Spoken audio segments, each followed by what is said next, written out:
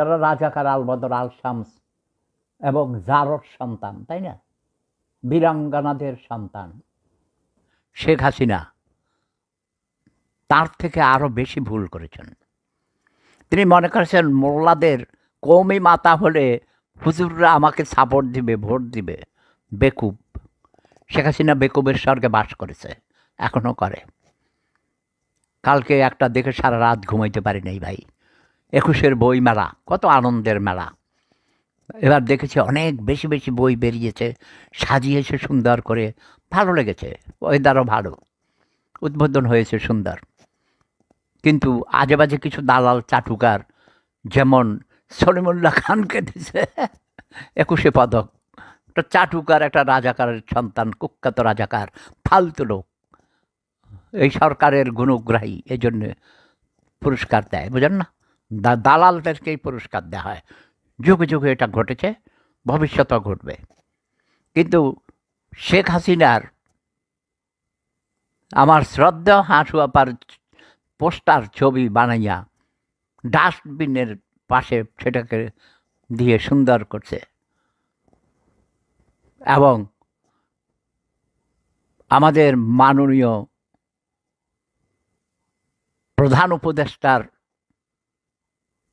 Press সচিব, যে নিজেকে মনে করে সে প্রধান উপদেষ্টার থেকেও আরও উপরে, আরও ৩ ধাপ উপরে, সে সেখানে ময়লা ফেলেছে, আবার সেটা ছবি তুলেছে, ফেসবুকে দিয়েছে, নিজেকে অনেক গর্বিত মনে করেছে।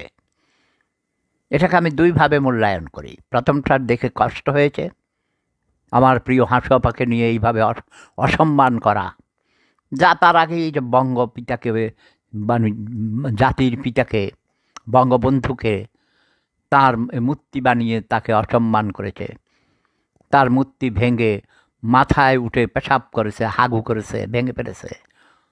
এখন আমাদের আর কষ্ট হয় না। ব্যাঙের আবার সর্দি হয় নাকি? শেখ হাসিনার এই কষ্টের জন্যে কোনো কষ্ট হয় না, খারাপ লাগে না, অসম্মান বোধ করি না। কারণ আমরা বাঙালি জাতি, আমরা গোলামের জাত, আমাদের কোনো লজ্জা শরম নাই, খারাপ লাগার আর কোনো জায়গা নাই। কথা বোঝা গেছে? যদিও ছটপট করেছি কখন ভোর হবে, তোমাদের সাথে এসে শেয়ার করব। এই শফিকুল আলম নাম, সে হিরোইন পান করে, কোনো কিছু নেশা করে, নেশা। হিরোইন কি পান করে নাকি আমি জানি না, হিরোইন সেবন করে মনে হয়। তার দাঁত খিচানি, মুখ খিচানি, তার বডি ল্যাঙ্গুয়েজ, ফেসের অ্যাকশান দেখে আমার মনে হয় সে ড্রাগ অ্যাডিক্ট, সামথিং রং। এবং সে বীরাঙ্গনার সন্তান, এতে কোনো সন্দেহ নাই। তো বীরাঙ্গনাদেরকেও জাতির পিতা সম্মান দেখিয়েছেন, তাই না? কিন্তু জাতির পিতা সবচেয়ে বড় ভুল করেছেন।